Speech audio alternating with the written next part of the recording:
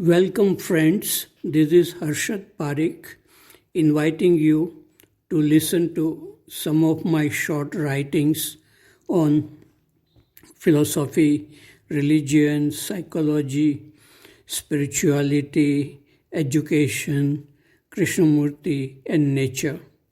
I hope you have good listening. This is audio tape number 31.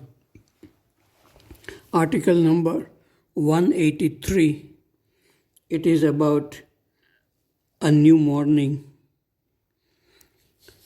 This morning, when I came out from my room at 5:15 a.m., I saw two bright planets in the eastern sky in faint light. When I walked a little, I saw bright full moon in the western sky. How beautiful they looked. And just then I heard a quail singing sweetly. A beautiful new fresh morning has come, and I am looking forward to my wonderful walk on the hill. Nature has so much to give if we are open to receive it. This reminds me of that song, धरती कहे पुकार के गीत बिछाले प्यार के मौसम बीता जाए. The earth is calling, sing the song of love. Article number 184. It is about clarity. Happiness does not come by the pursuit of happiness. It exists when the causes which produce unhappiness are seen clearly and are removed by clear perception. Pleasure is not happiness.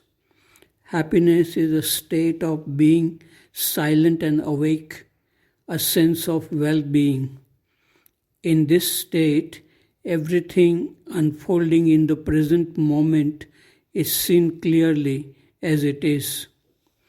Krishnamurti's teachings cannot be understood through thinking, discussing, and analyzing what we read. Krishnamurti understood through the direct perception of his own thinking and feeling. He spoke from such understanding effortlessly. We too can understand only through the direct perception of our thinking and feeling. People who can be alone and silent and awake can understand everything quickly. The library and laboratory are within us. But human beings are occupied with gathering knowledge of the external world, and even the knowledge of the inner world can become a block in seeing things clearly. The knowledge of Krishnamurti's teachings can also become a block in seeing things and thoughts clearly. Article number 185. It is about revolution. Recently, I read a book by Krishnamurti, The Revolution from Within. This book consists of talks given by J. Krishnamurti in 1950s in India, Europe, and America. While reading this book, I also read in detail about various revolutions that have happened in the history of humanity, such as the Industrial Revolution, the American and the French revolutions, the Chinese and the Russian revolutions, etc. All these revolutions have helped human beings to live with better living conditions. But people are not happy with better living conditions. They continue to suffer from fear, desire, anger, violence, and conflicts at every level. Pakistan is afraid of India and desires Kashmir, which is a part of India. India is afraid of both Pakistan and China. These countries have to spend enormous amount of money on armaments. America and Europe are afraid of Islamic terrorists and they are bombing parts of Syria and Iraq to wipe out Islamic army.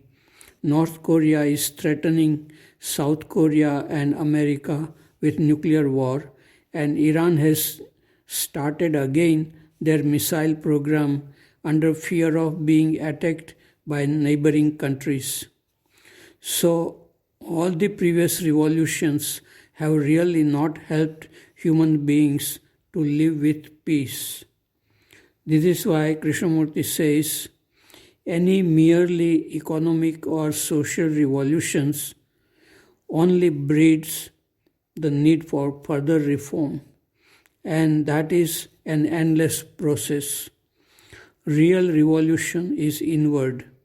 The revolution of which I am speaking is the truly religious life stripped of all absurdities of organized religions throughout the world. It has nothing to do with priests, symbols, and churches. This inward revolution is the most challenging revolution which cannot be done in any spiritual group. One needs to be alone and acutely aware of thoughts and feelings without judging them. Very few people are interested in such a revolution because fear prevents human beings to be alone. Freedom is required to be alone and watching acutely thoughts without interfering with them.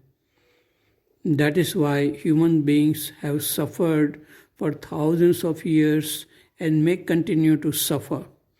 But the possibility of freedom exists for some few human beings who are not afraid to be alone. Article number 186. It's about authenticity. There is no authority in spiritual field, but there is authenticity when good spiritual teachers speak. They do not speak from knowledge and intellect, but from silence and direct perception, and that is what attracts listeners.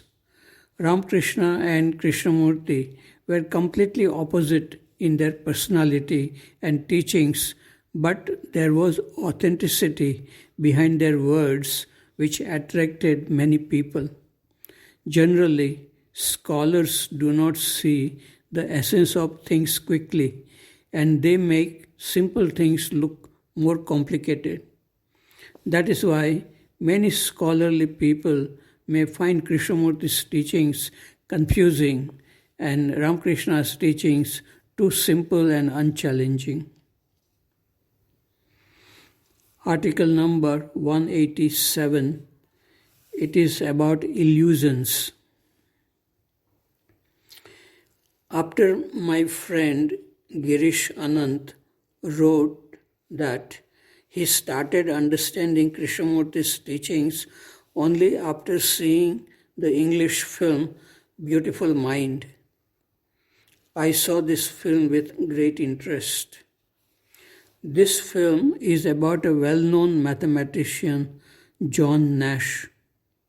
As a young man at Princeton University, John was a lonely and ambitious student working hard to invent a new theory to make him famous.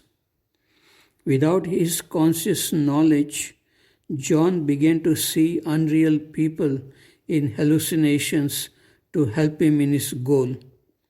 He lost touch with reality and began to behave in strange and destructive ways.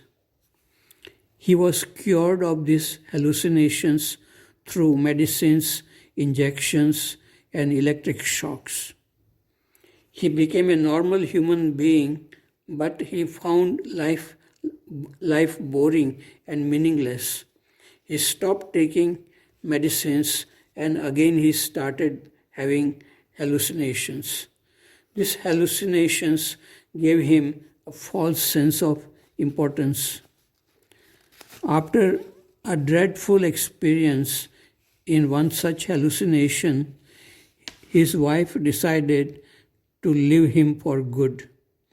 At that time, John said to his wife that these people whom he saw in hallucinations never grew old with years, so they could not be real. This doubt was the beginning of a strong determination for John to cure himself without medicines and electric shock treatment. With loving support from his wife, John began to ignore the unreal people he saw in hallucinations. Later, John became wise and humble through years of suffering, and he was able to teach at Princeton University and was awarded a Nobel Prize for his work. Is it possible for a human being to come out from illusions created by his own mind without medicines and electric shocks? The life of John Nash says, yes, love with gentle awareness can see what is real and what is unreal. Ambitions and desires to be important in society can create many destructive illusions. Article number 188. It is about the art of speaking. It is very rare to hear a speaker who speaks clearly every word and sentence slowly and who feels a sense of space and silence between the words and sentences. Generally, people who are very fluent in speaking speak habitually, mechanically, intellectually. They cannot affect listeners at deeper levels. Silent awareness is necessary while speaking or writing to communicate effectively, especially when people are discussing about the nature of mind and psychological problems arising in human relationship.